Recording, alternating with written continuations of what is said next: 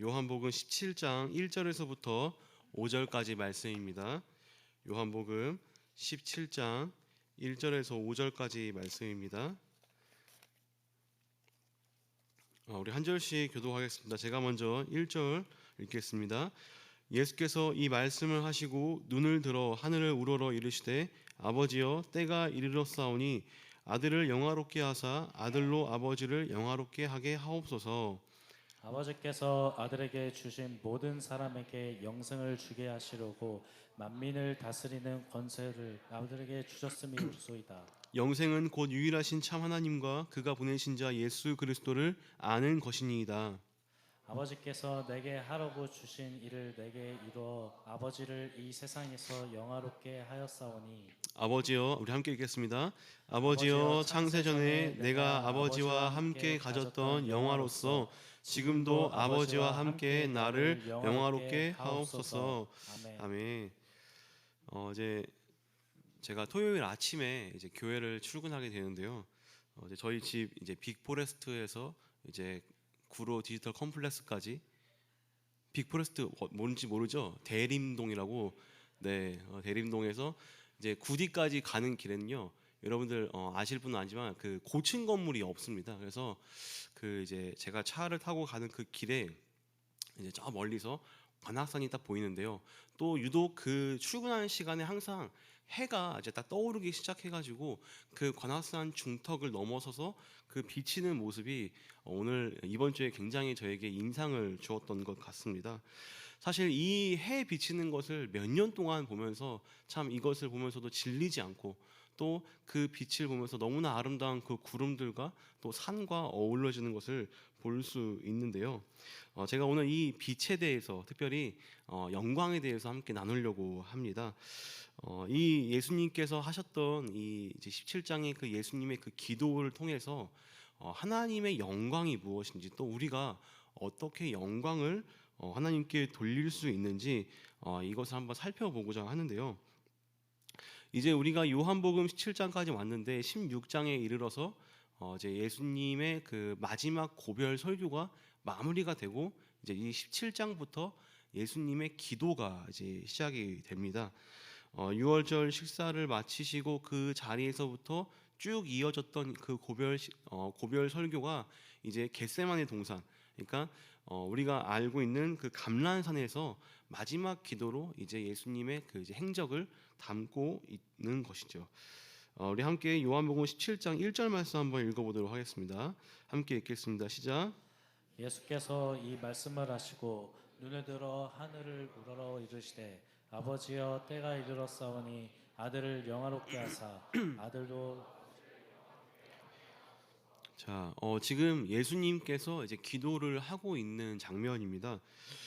이제 예수님과 예수님의 그 기도를 누구에게 하고 있어요? 하나님께 하고 있는데 지금 우리는 예수님이 하고 있는 그 기도를 옆에서 듣고 있는 그런 장면이라는 것이죠.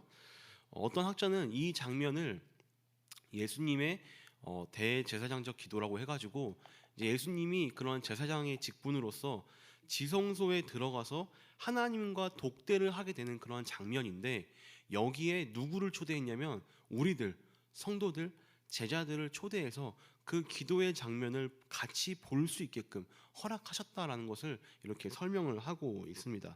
그러니까 굉장히 이 본문 말씀이 중요하고 뭐 사복음서 뭐 전체 성경을 통틀어서 예수님의 이 기도가 이렇게 길고 또 구체적이고 어떤 내용들인지 잘 보여주는 말씀을 오늘 이렇게 우리가 살펴보고자 합니다.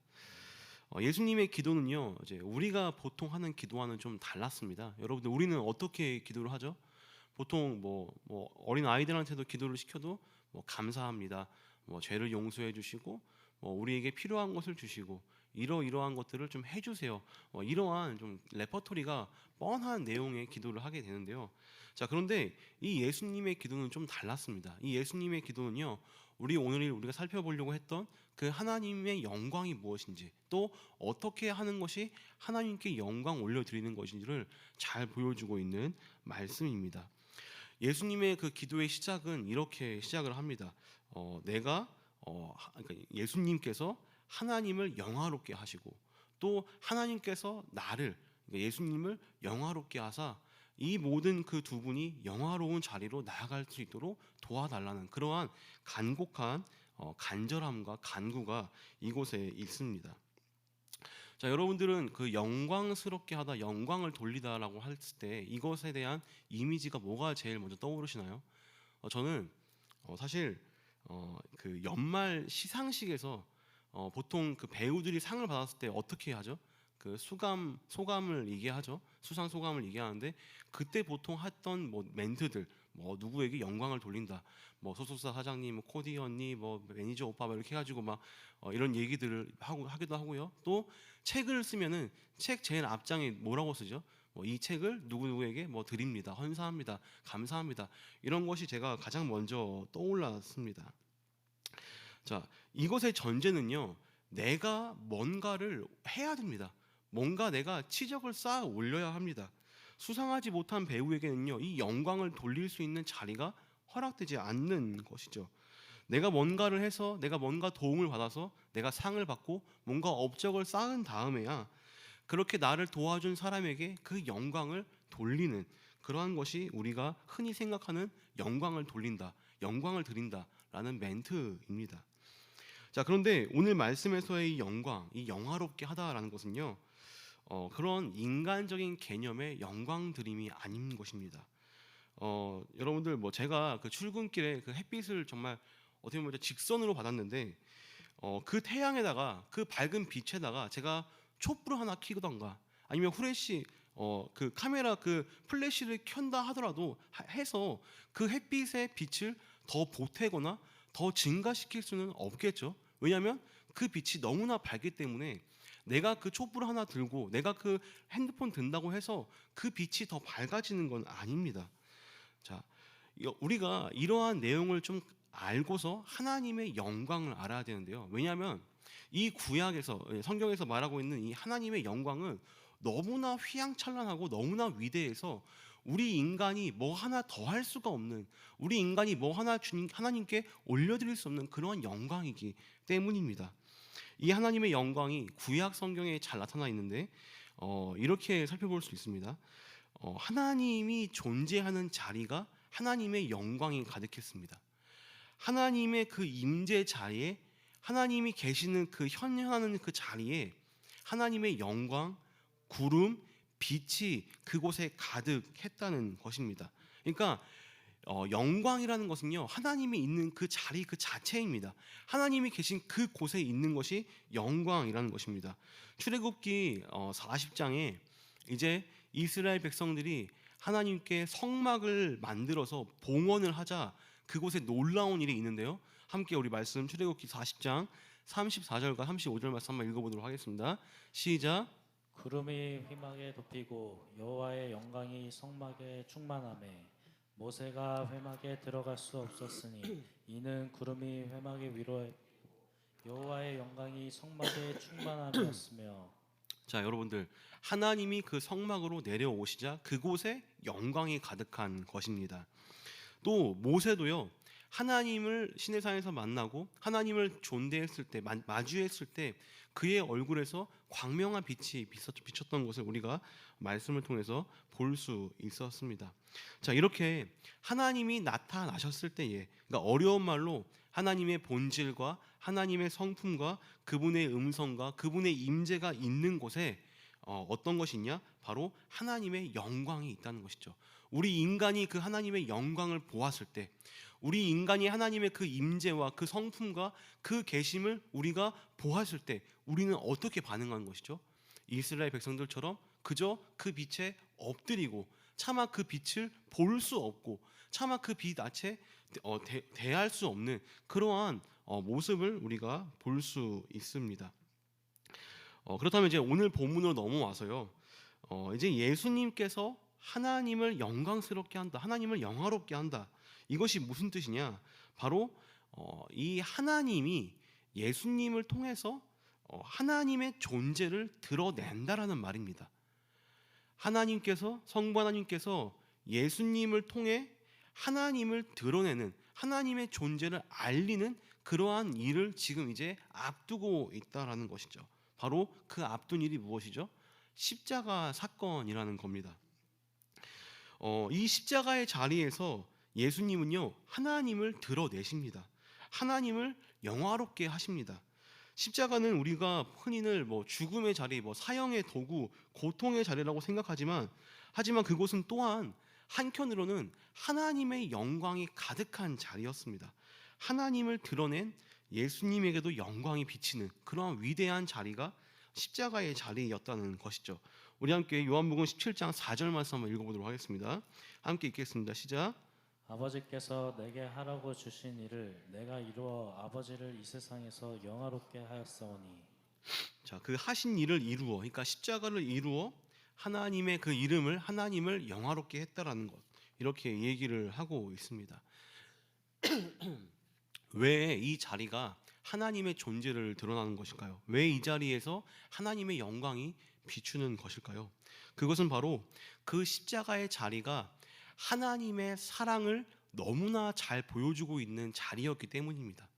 그 십자가의 자리에서 성부 하나님의 사랑이 무엇인지 모든 사람들에게 알리는 자리였기 때문에 하나님의 그 존재, 하나님의 그 성품, 하나님의 그 사랑으로 인해 그 십자가라는 자리가 영광스러운 자리였다라고 우리가 이렇게 볼 수 있습니다. 자, 그래서 우리가 이 십자가를 생각할 때 우리는 눈물 짓기도 하고요. 그 예수님의 고통을 생각하기도 하고요. 그리고 슬픔이 그곳에 가득했다라고 생각하지만 사실 그곳은요, 하나님의 사랑이 드러난 곳이었고 하나님의 구원이 드러나는 곳이었으며, 그러기에 그 자리는 하나님과 예수님의 영광이 가득한 자리였다는 것을 오늘 말씀을 통해 볼 수 있습니다. 또한 이 십자가의 자리는요, 하나님뿐만 아니라 성부 하나님뿐만 아니라 예수님도 영광스럽게 되는, 영화롭게 되는 그러한 자리였습니다. 우리 함께 17절 1절과 5절 말씀 한번 읽어보도록 하겠습니다. 17장 1절과 5절 말씀인데요, 함께 읽겠습니다. 시작. 예수께서 이 말씀을 하시고 눈을 들어 하늘을 우러러 이르시되 아버지여 때가 이르렀사오니 아들을 영화롭게 하사 아들로 아버지를 영화롭게 하게 하옵소서. 아버지여 창세전에 내가 아버지와 함께 가졌던 영화로서 지금도 아버지와 함께 나를 영화롭게 하옵소서. 자, 예수님이 영화롭게 해주고 영광스럽게 해주는 것은요, 하나님에 의해서 그렇게 허락이 됩니다. 하나님께서 예수님을 그 십자가에 들려 올리셨고요, 그리고 한마디로 그 영화롭게 한다고 했는데요, 이것은 그 예수님을 통해서 많은 이들에게 영생을 주고 구원을 주는 그러한 위대한 자리였기 때문에 많은 이들은 또 하나님을 영화롭게 하고 영광스러운 자리에 올라갔다는 것을 볼 수가 있습니다. 이 영화롭게 한다는 그 뜻에 우리가 찬양하다 혹은 공경하다라는 그 의미가 포함되어 있다고 제가 또 말씀을 또 보다가 찾았는데요, 이렇게 이 예수님의 죽으심, 그 십자가 자리가 영광스러운 것은 우리들에게, 많은 이들에게 구원을 베푸시는 자리였기 때문이죠. 또한 그뿐만이 아닙니다. 예수님은 이 땅에 오신 것만으로도, 성육신에서 그 하늘 보좌에서 이 땅에 내려오신 것만으로도 사실 이미 그 영광이 충만했습니다. 하나님을 인간의 눈으로, 육신의 눈으로 볼 수 있다는 것 그 자체가 엄청난 일이었다는 것이죠. 요한복음 1장 14절은 이렇게 예수님의 성육신을, 이 땅에 오심을 이렇게 설명하고 있습니다.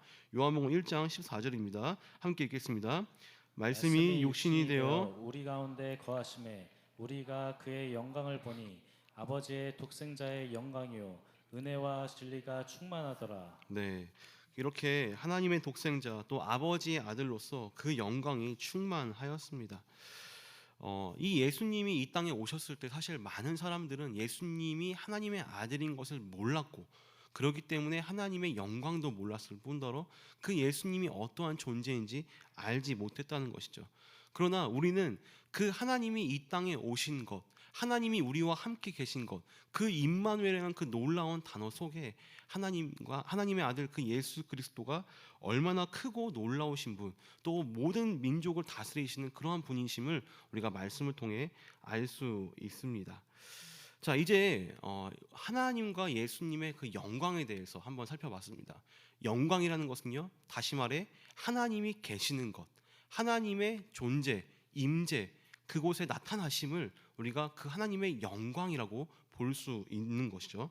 자, 그렇다면 우리는 이제 하나님을 어떻게 영화롭게 하고 하나님께 어떻게 영광을 올려드리는지 한번 살펴보도록 하겠습니다.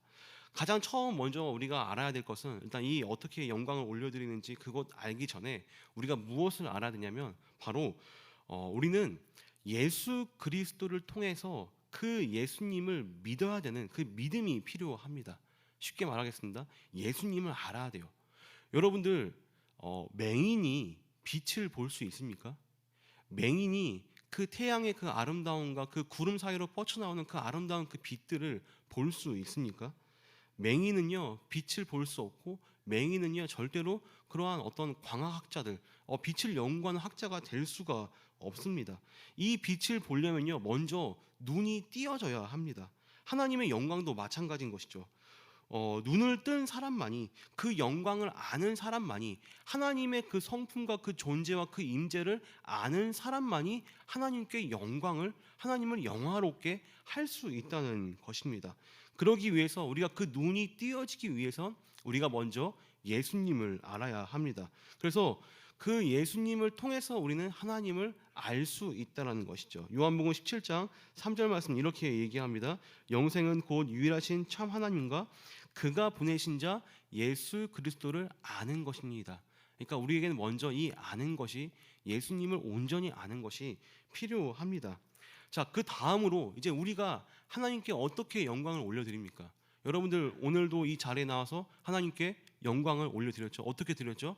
찬양으로, 기도로, 여러분의 그런 입술의 고백으로 그렇게 하나님께 영광을 올려드렸습니다. 자, 그런데 여러분들의 삶 속에서도 하나님께 영광 올려드릴 수 있는 그런 귀한 기회가 있습니다. 바로 무엇입니까? 우리가 아까 살펴봤듯이 여러분의 삶 가운데서 하나님의 성품을, 하나님의 그 존재를, 하나님의 임재를 드러낼 때에 여러분들을 통해서 하나님은 영광 받으시고 또 그 자리가 그 하나님의 영광이 있는 그런 귀한 자리가 될 수 있다는 것입니다. 여러분들 한번 십자가를 예를 들어보겠습니다. 그 죽음의 자리가 하나님의 사랑을 드러냈습니다. 그 죽음을 통해서 순종했던 그 자리가 하나님의 사랑을 드러낸 것이죠. 또한 그 낮아짐의 자리가 하나님의 사랑을 드러냈습니다. 여러분들 우리가 이렇게 생각합니다. 하나님께 어떻게 영광을 돌릴까? 내가 훌륭한 사람이 되어서, 내가 돈이 많은 사람이 되어서, 내가 어떤 영향력이 있는 사람이 되어서 하나님께 영광을 올려드려야겠다. 여러분들 아까 제가 말했듯이 그 광명한 햇빛에 내가 촛불 하나 된다고 해서 그 빛이 더 밝아지는 건 아니지 않습니까? 우리는 오히려 그 십자가의 모습처럼 그곳에서 우리가 가지고 올 수 있는 이 의미처럼 더 죽고 더 낮아지고 더 우리가 남들을 사랑하고 부끄러움 당하는 그러한 자리에서 하나님의 성품을 다른 이들에게 보여줬을 때, 다른 이들에게 하나님의 사랑을 전하고 그 따뜻함을 알려줄 때에 하나님께 영광 올려드릴 수 있고 하나님의 영광을 드러낼 수 있는 그러한 귀한 삶을 우리가 살 수 있다는 것입니다. 말씀을 마무리하겠습니다. 오늘 우리가 이 말씀에서 놓치지 말아야 할 한 가지 포인트가 있습니다. 바로 무엇이냐면 아버지와 아들의 관계입니다. 이 아버지와 아들의 관계를 한번 우리가 잘 생각해 봐야 되는데요. 여러분들 예수님은 하나님의 아들이었습니다. 그리고 아들로서 아버지를 이제 영화롭게 하고 영광스럽게 해야 되는 그러한 몫이 있었거든요. 여러분들 형제분들 혹시 아버지를 어떻게 영광스럽게 하고 어떻게 영화롭게 했습니까? 혹시 좋은 예가 있나요? 저는 아버지에게 돈을 많이 벌어서 롤렉스를 사드렸습니다. 그럼 아버지가 영화를 받으시고 영광스러운 자리에 계십니까? 그런 게 아니죠. 아버지를 영화롭게 하는 것, 아버지를 영광스럽게 하는 것은요, 아버지가 아버지로서 하시는 일을, 그러한 일을 통해서 아버지가 드러나게 될 때에, 아버지의 그 몫이 드러나게 될 때에 아버지는 영광의 자리에 서게 되는 것입니다. 그러니까 아들이 뭔가를 해서 뭔가를 가져가 가지고 아버지에게 그것을 통해서 아버지가 영광 받는 게 아니라 아버지의 자리에서 아버지가 할 수 있는 그 일을 통해서 아버지가 영광을 받는다는 것이죠. 간단한 예입니다. 제가 이제 퇴근하고 집에 들어가잖아요. 그러면은 누가 저를 반겨주죠? 두 아이가 반겨줍니다. 평안이랑 사랑이가 반겨주는데요. 그 아이들은 제가 비밀번호를 딱 누르고 현관문을 딱 열고 들어가면은 애들이 저에게 와르르 달려와가지고 이 행동을 합니다. 이 행동이 무엇일까요? 제 손에 들려있는 무엇인가를 뺏어갑니다. 비닐봉지를 들고 가면 그 안에 있는 이렇게 그걸 통째로 가져와가지고 거기 안에 뭐가 있는지 주섬주섬 꺼내는 게 우리 아이들의 그 일입니다.